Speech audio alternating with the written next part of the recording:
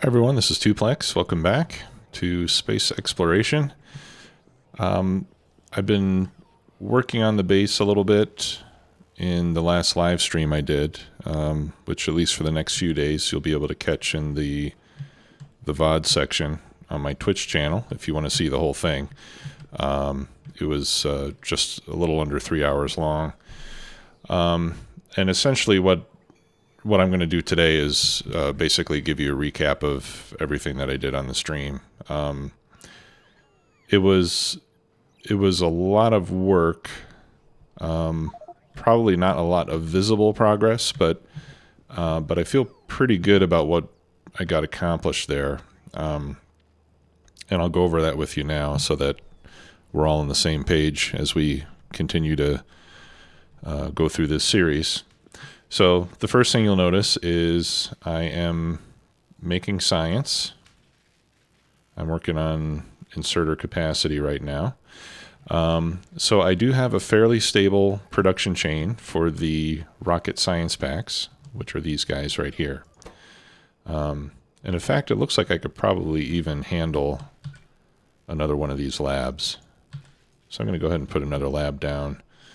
And I do have the modules for it as well. So let's go ahead and do that, and then we can get research done even faster. I'll just throw in another inserter to go between the two labs, and then we can get it done twice as fast. Okay, we've got productivity module 2s in there. Not the best setup, but it's good enough for now. So the first thing you'll probably notice is I have solar panels for power here. These are the regular solar panels that you make in the vanilla game, but they can be used in space as well, thankfully. I did unlock the tech to make these flat solar panels, but they require multispectral mirrors, which I have not figured out how to make yet. And I'm pretty sure that those can only be made in space. Yeah, they have to be made in a space manufactory. So that'll have to wait till later, but eventually I want to replace all of this with these flat solar panels. The reason being is that the flat solar panels generate more power. Those will give you 400 kilowatts versus 60 kilowatts on the regular solar panels. So you need a little bit more than 6 and a little less than 7 regular solar panels. And they take up quite a lot of room. And they have to be supported by the space scaffolding. So when you consider the material cost of the space scaffolding, even though these panels are much easier to produce on their own, when you factor in 6 or 7 of them, plus the space scaffolding that goes underneath, it's actually more expensive than it would be to make these flat solar panels. And then, of course, the flat solar panels have the benefit of allowing you to walk over them. Now, I have squeak-through mod, so I can go in between these panels, but it's not quite as nice as this. So eventually we'll convert over to the flat solar panels. But right now I've got 41 megawatts of power production, which is serving us quite nicely. You'll probably notice that one of my panels actually got destroyed. Unfortunately, I learned that meteors affect us out here in space as well as they do on the surface of the planet, and one of them got destroyed. So I set up some Meteor Defense. Give me 1 second. Let me turn the music back on. There we go. I had it off during the stream because I was playing different music. So, I put 4 of these Meteor Defense, point Meteor Defense, and these are enough to cover pretty much everything that I've got up here at the moment. I'm making the ammunition here in space. It just takes steel and coal. I already have a lot of steel up here, as we'll show in a few moments, and then we just need to send coal up here, and then we can make the ammunition. So I'm making the ammunition locally, and then that's fed by bots. I've got 94 logistics bots. It looks like I probably lost a few, maybe in the meteor shower that we had. I had 100 before, and I'm down to 99 construction bots as well. So one thing I would like to do is get more bots up here. But let me just kind of give an overview of the whole base. So I've got this is the landing pad for the cargo rockets. Okay, and it's essentially a big storage. So when the cargo rocket comes in, all the cargo goes inside, and then I have it immediately going out into these active provider chests with stack inserters. Now, one improvement I do want to make is to replace the stack inserters with loaders. And we can make space loaders, but those require space underground belts, and those require space transport belts, and I'm not making any of those yet. The good news, though, is that these can be made on the planet with regular assembly machines. So that's something that I'll set up on the planet, and then I can just ship up with the rocket some of those belts and things. Although, actually, now that I think of it, yellow deep space transport belt. Okay, now that's different than this space transport belt.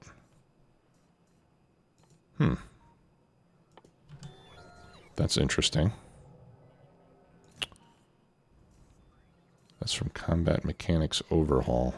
I wonder what the difference is. I didn't notice that was a different type of belt. Deep, whoops.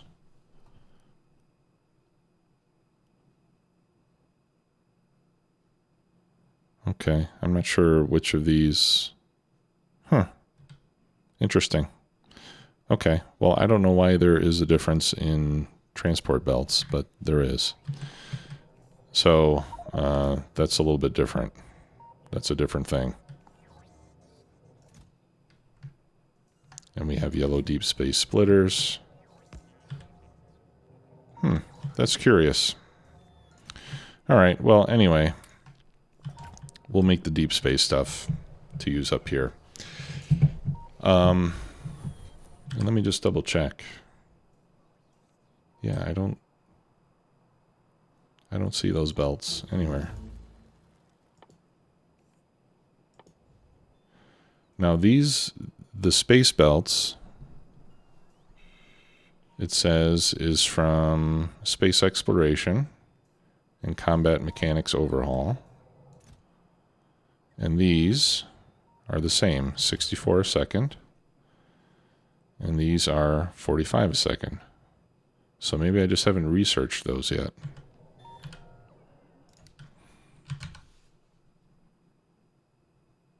Here we go. Deep space transport belts. Okay, so that's a technology that I have not unlocked yet. But it also doesn't, I don't know if there's a mini loader that goes with that or not. But anyway, got off on a tangent there, but to make a long story short, I want to replace these with loaders just so that it goes faster, right? A fully upgraded stack inserter, I think, moves somewhere around 25 items a second, plus or minus a few, whereas the space loader will move 45 items a second. So it'll be faster. So anyway, the cargo comes in, it goes into active providers, the bots pick it up and move everything into storage like I have here. This signal transmitter, this essentially acts like a signal wire between different surfaces.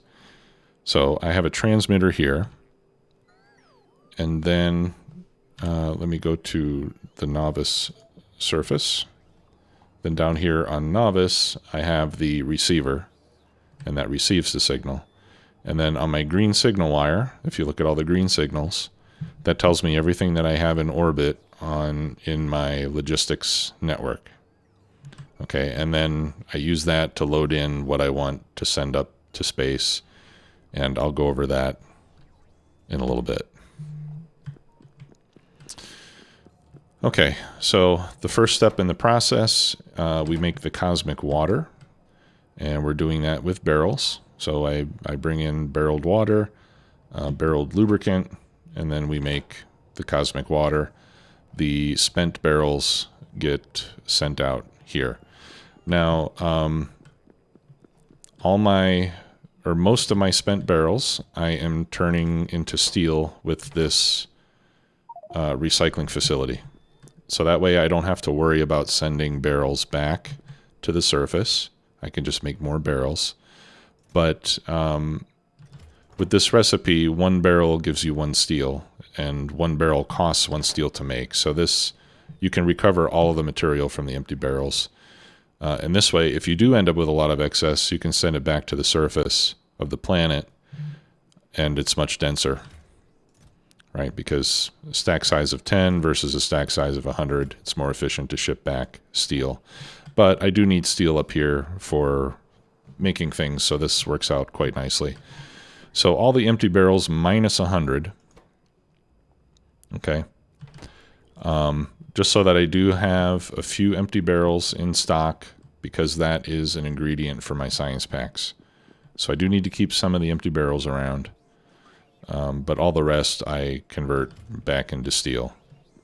And if I run short, I can always turn some of the steel back into empty barrels if necessary. Okay, so that's where I'm getting steel. All right, and then the barrels of water, the barrels of lubricant, I'm shipping up with the cargo rockets, and then the cosmic water goes to 2 different locations. One is right here, where I combine with petroleum, also being managed via barrels, and that creates chemical gel. And the chemical gel is also used in 2 locations. Okay, so here I make the rough data storage substrate, pardon me, that's made from glass and iron. I also get scrap as a byproduct. And right now I'm just dumping it into a chest. I actually have quite a lot of scrap up here now. And that's on my to-do list, is to figure out what I'm going to do with all the scrap. I haven't devised a plan to manage it yet. So for now, it's just going into storage. Right, so the rough data substrates go here. They get combined with chemical gel and turn into polished data storage substrates. Those go here and combine with red circuits and copper plates. That gives us blank data cards. And then the blank data cards, I have to kind of move around this pipe here. And I get it sent over to the coolant, or to the supercomputer. I suppose I could rotate this pipe, and that would probably solve my little issue here. But anyway, it just comes out with a long inserter, moves over with a blue one, and then goes back in with another long inserter. So the supercomputer requires the blank data cards, green circuits, and cool thermofluid, and that creates machine learning data. It creates some scrap, and then it returns warm thermofluid. Okay, so this pipe is the warm thermofluid coming out. Let's call it room temperature, right? It's 25°C. So the thermofluid I'm making up here, and this takes iron, copper, sulfur, cosmic water, and heavy oil. So the heavy oil, again, I'm using barrels, and then the other ingredients I just use from a logistics chest. That makes a little bit of coolant. The coolant then goes into this tank, right? The tank has 1.1 K in it right now. I only allow it to come out if my coolant level drops below 1,000. And then the coolant travels into this radiator, which chills it. And a little bit of coolant is lost every time it is chilled. So we take 50 25°C thermofluids, and then we get out 49 minus 10C thermofluids. So you lose a little bit every time you go through here. That's why this is permanently hooked up so that we can keep the supply topped off. But I shouldn't, once you fill the system, you shouldn't have to generate a lot of it because you only lose one every cycle. Right. And then I use this tank so that the fluid always has room to return. Right. So all the warm fluid comes back into the tank and it just goes in a loop. And then this only runs whenever the level drops below 1,000. Then I put in a little bit more fluid just to keep it topped off. All right. And then again, scrap comes out here. I'm using a filter inserter for that. My green circuits go in here, and the data cards or the machine learning data goes in here. And this is where we actually make the science packs. Okay, and this needs cosmic gel as well, which is why I have this big pipe going over there. I made this big long pipe because I didn't have any undergrounds. So that's something I'll fix at some point. But we take the cosmic gel, the data, and then vulcanite blocks, solid rocket fuel, satellite telemetry. The satellite telemetry, you'll probably recall, we get by launching satellites into space, and then empty barrels, right? So this is one place where we can use some of the empty barrels that we don't convert into steel. And then the junk data card, I haven't figured out what to do with those yet, but they can be used. So if we look at things you can do with it, for example, we can take a junk data card and run it through a supercomputer with colder thermofluid, minus 100C, and we have a 70% chance to get a blank data card back out of it. Or if you use supercooled thermofluid, you have an 80% chance.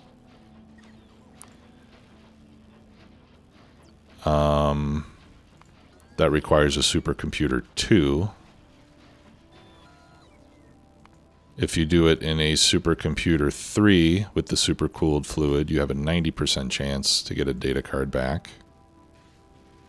And if you do it in a supercomputer 4 with a cryonite rod, 95%. So you can increase your chances to convert that junk data card back into a blank data card by using better supercomputers and colder fluids. Right, but the only one that I can do presently with the tech I have unlocked is this first one, which gives me a 70% chance to recover it. So I'll have to set that up at some point. Now the minus 100C thermofluid looks like needs a hypercooler, which I just unlocked. So that takes the minus 10 and gives us half minus 100 and half 25C. So I'll need to set up another cooling loop for that at some point in the future with the hypercooler. Which is right here. And it looks like it's not too expensive to make that. So I'll get to that at some point in the future. Okay, and then the science packs go into the labs. Here I'm just requesting all the other science packs so that I can do whatever research I want to do. And right now I'm just working on the next level of robot upgrades. There are other basic technologies that are waiting to be unlocked. But to be quite honest, I don't have any use for them just yet, although I'm sure I will. So I think for now, maybe I'll unlock the beryllium. Let's do the beryllium processing, holmium processing, and iridium processing. We'll get those unlocked. And vitamelange. I don't know however you say that. We'll do those. And then I think the next levels of robot speed, I'm going to need additional science packs, which I don't currently have, right? The Astronomic Science Pack or something like that. So I'm starting to run out of research that I can do, but I do have some tech that I haven't unlocked yet. I'm kind of waiting to do that just until I know that I need it before I start to unlock it. Okay, and then I put another cargo rocket silo up here because eventually I'll get to the point where I'm going to want to send stuff back.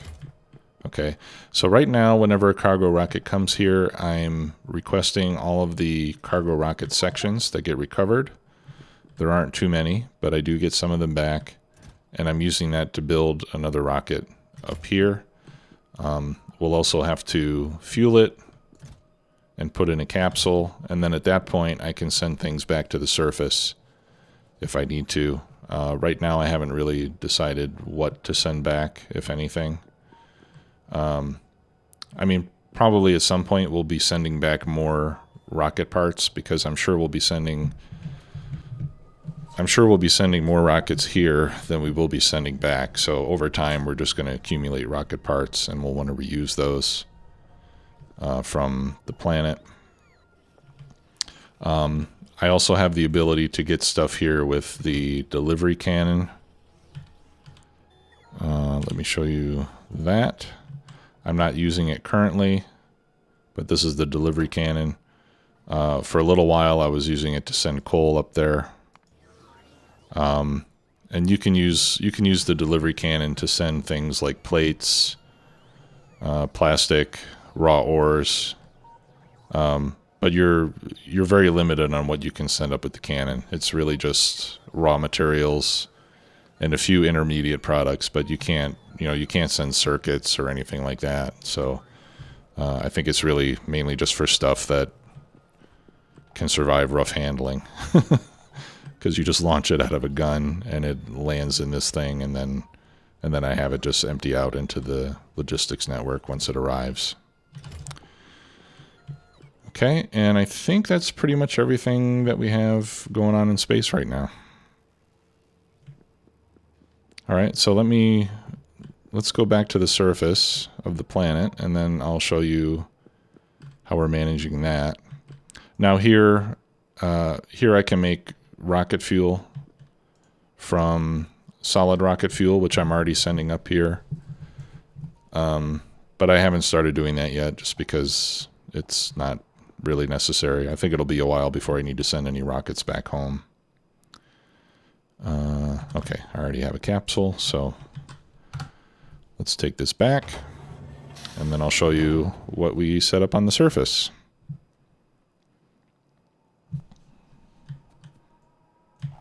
Okay, so back here on the planet, again, I made a few changes. First of all, I started barreling liquid rocket fuel, but I think I'm going to undo this. Actually, I'm going to change this recipe to, and I'm going to clear this requester as well. I'll put an active provider chest, because initially I was thinking that I should send liquid rocket fuel up there for the rocket, but now actually I've decided that I'll just make liquid rocket fuel from the solid rocket fuel that I'm already sending. Right, so I can convert this back.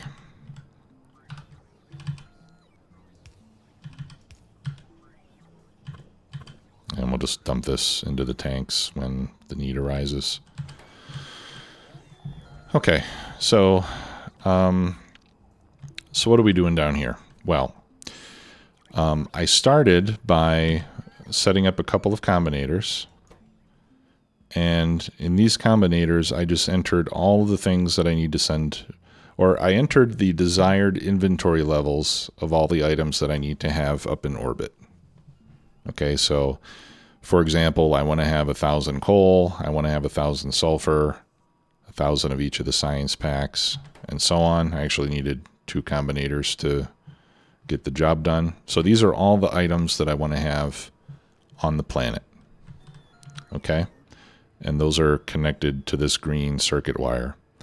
Now this circuit wire I send to this huge requester warehouse.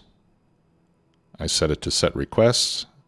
So this warehouse is requesting all of these items. And it'll be pretty close to full by the time it gets everything. It's still missing some of the items. Okay, so this chest will normally contain everything that we want to have on the surface, or in orbit, sorry. And then I have some filter inserters there, which we'll get to. Now that same signal is also sent here to this combinator, where anything greater than 0 goes out. Yeah, actually I don't really need this, to be honest, because these are all quantities greater than 0. So this is a little redundant. Forget about this. That's not really necessary. I could just send this over here or to this pole. Now this one, this combinator is receiving a signal on the green wire from my signal receiver. And the signal receiver tells me everything that we already have in orbit. Okay? So here I have everything that we want. And here I have everything that we have. And the difference is what I want to put in the rocket to ship up there. Okay, so what I do is I take the signal for everything that we have, I bring that down here, and then I go in here and I multiply it by -1. So I could convert all of that. If you look at the output signals, I convert all of that to a negative number. And then when I add it together with this, if there's any number here, for example, let's say I have 800 coal on the surface. I'm going to turn that to a -800 here. And then when I add it to 1,000, which is my desired level, it's going to leave me with the number 200. And it does get added when we merge the outputs of these two signals together. Okay, and then that goes to this pole. So if we go on this pole, we can see that coal right now is -1. Okay, because we actually have 1,000 coal in orbit, and we don't need to send up any more coal right now. So there's no coal in the rocket.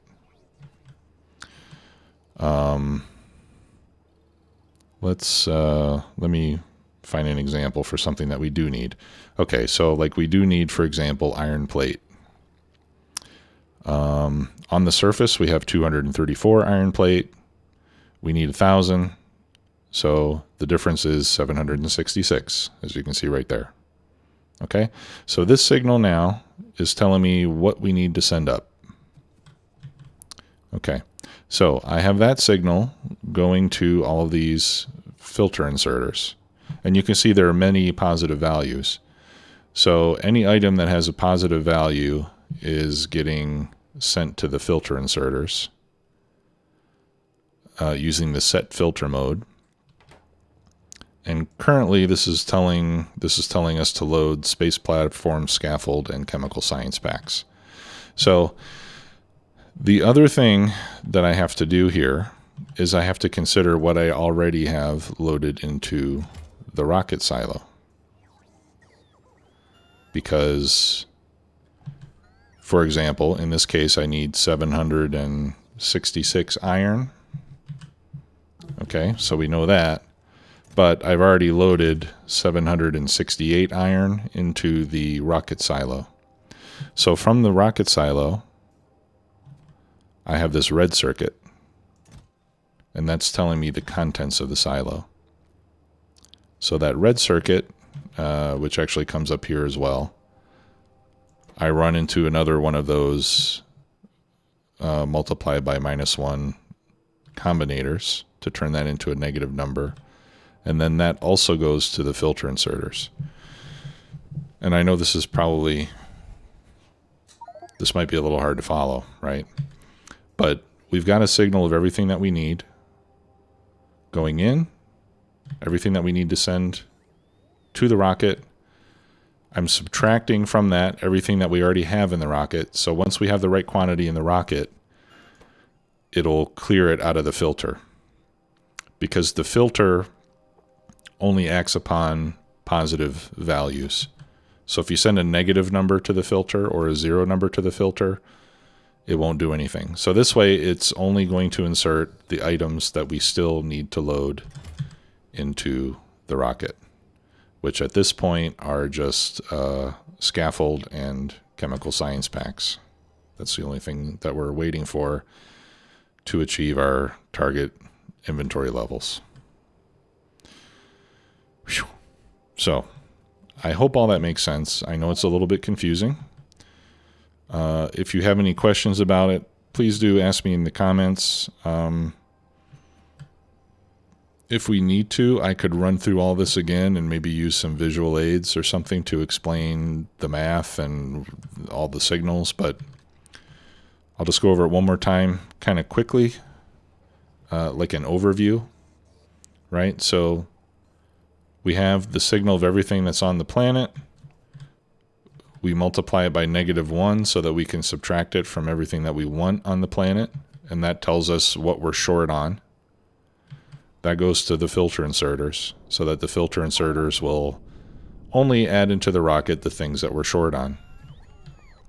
At the same time, we have to stop these inserters once we've loaded up the rocket with enough stuff. And that's what this other red signal is for. Okay. Now, at some point, I'm going to replace this with loaders as well, so it's much faster. I can use filter loaders, just like we use filter inserters. And I have to use regular filter inserters and not stack filter inserters because the stack filter inserters can only filter for 1 item at a time, whereas these can filter for 5 items at a time. So it actually probably works out to be faster using the regular filter inserters. But once I convert that to loaders, it'll definitely be faster than any of the inserters are. Okay, so I hope that makes sense.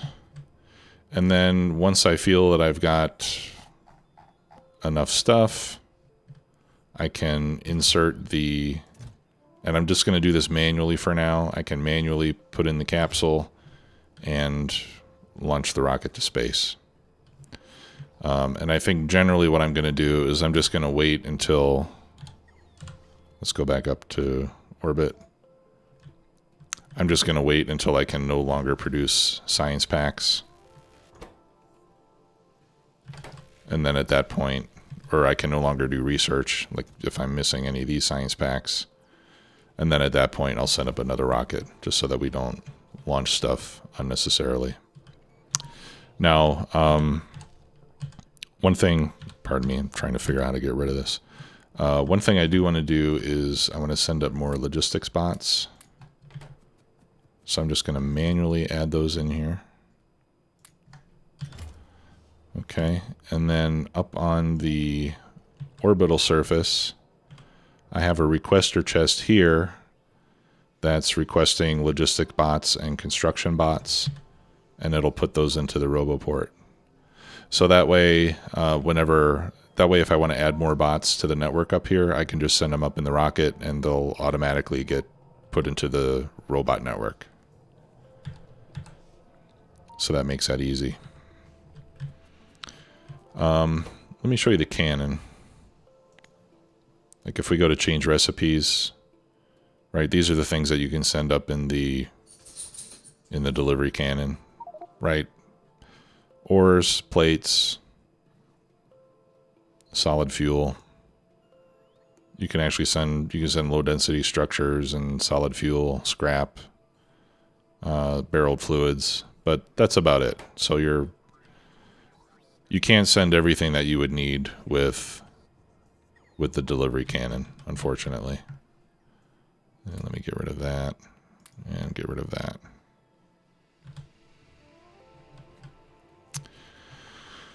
Okay, so that's how we're controlling this. Now, there is one problem. Oh, before I get into that, just real quickly, I'm also barreling my fluids over here. Looks like I'm out of barrels. I thought I was making barrels automatically, but perhaps I'm not. Let me check. Oh, I'm out of steel. That's a problem. What happened? Oh. I'm out of fuel for the smelters. That is not good at all.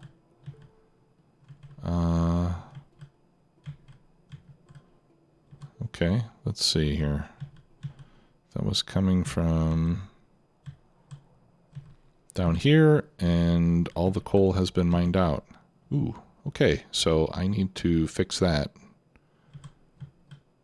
I need to fix that right away.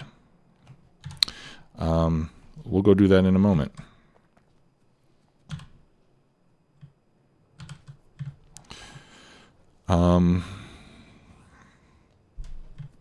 Okay, yeah, I was going to say that I moved my barreling close by so that the bots don't have so far to go. Right, so water, heavy oil, lubricant, and petroleum, they're all getting barreled right next to this. I suppose I could even have done this better and just belted in there so the bots don't have to get involved at all, but that's the way it is right now. And yeah, and I think that's basically everything that I've got going on. Okay, so, oh, I know what I was going to tell you about. One of the problems that I have, there's a period of time where the rocket launches. Okay, now as soon as the rocket launches, the rocket silo is now empty. So this thing starts loading up all the stuff into the silo because the stuff is on the way to the surface, so it's not coming in on this yet. So we still see all those things as being missing, and it's starting to load all that stuff again from here. And then once it gets to orbit and the rocket lands, we still can't see it until it all gets emptied out into the active providers. The bots pick it up, so we still can't see it then until it all gets put into storage. So during that time, we've got this period of time where on the surface we're loading all this stuff again that is already in transit, but is just not registering yet. So I'm thinking I might want to try to put some sort of a delay on, maybe a delay on the signal that comes out of the, well, I don't know. I got to figure out a way to deal with that. I need to put a delay in these signals somehow so that it waits a minute or two for everything to get there and get updated before I start loading again. And maybe I could just do it with a manual signal for the time being. That's also a possibility. I'm not quite sure how I would implement that, but I'm sure it's possible. So that's something I need to figure out. Otherwise, I'll end up loading stuff into the silo that I might not need for a while. And the faster I make the loading of the silo, the worse that problem is going to get. Okay.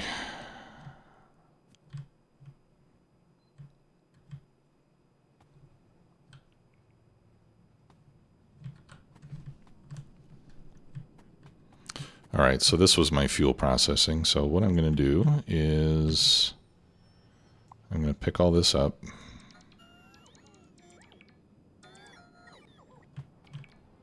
And I'm going to turn off my bots, and I'm going to pick up all of this because none of that is really required anymore.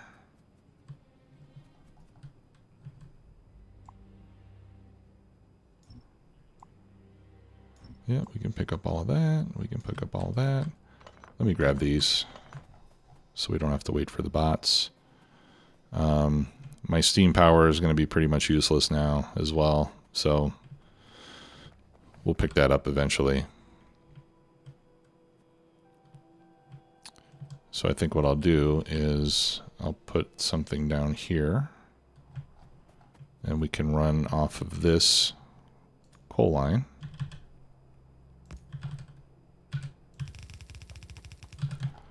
To make more of the fuel. And I'm going to set priority. No, I'm not going to set priority. You know what? I'll just add another belt.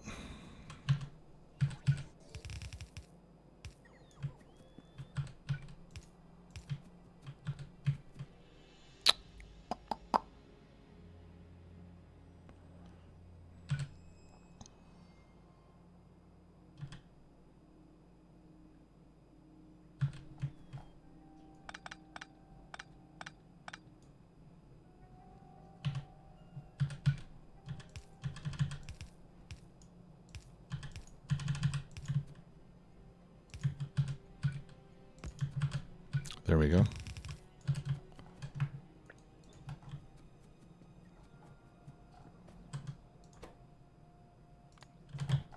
Okay, and then we'll put our fuel processors in here.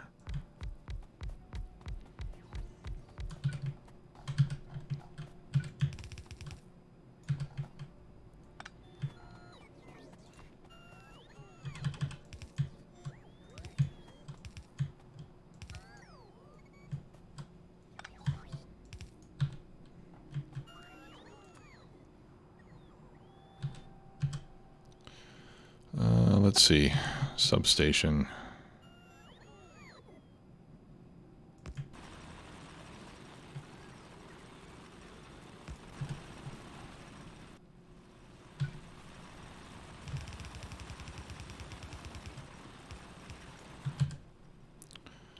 Okay, and I'll run those into a loader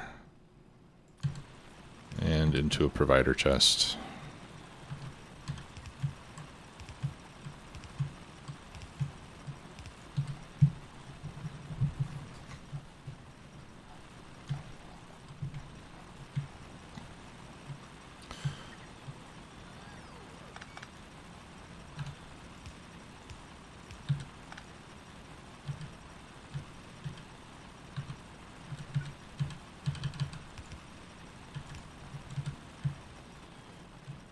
Okay, and then we'll come out of there. All right, let's get it close enough that we can have power.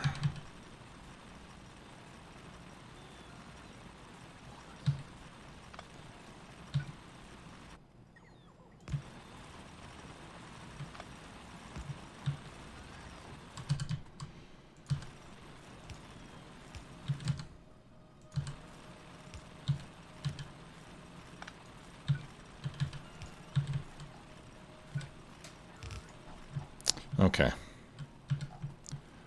And then we need to run that back into my fuel line. Oh, which is actually over here. Okay, so we want that to go in the opposite direction, actually.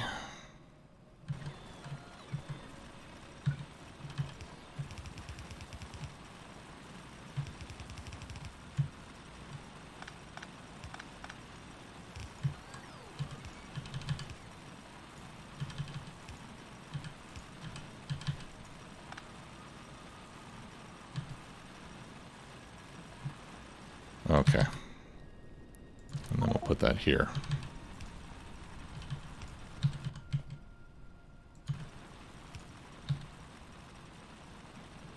Reverse that.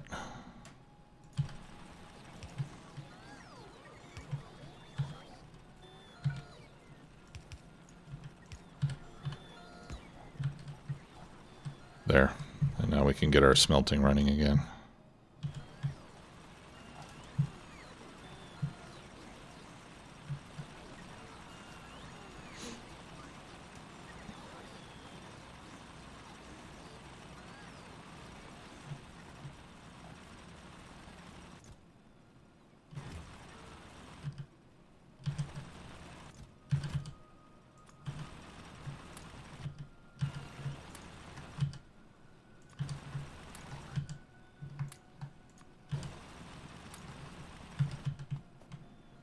Okay.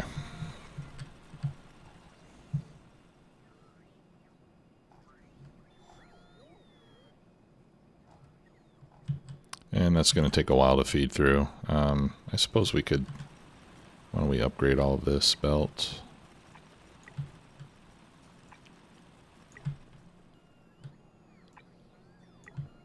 At least up to the split point.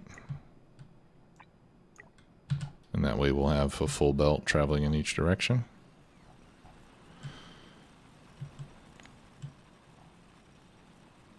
Okay, and then we can pick up all of that. I'll have to clean up all those other belts at some point.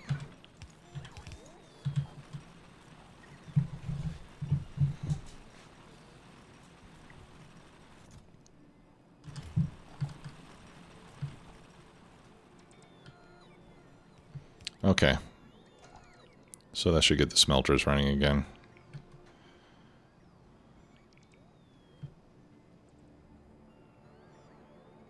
Good thing we're not using steam power anymore. That would have been very bad.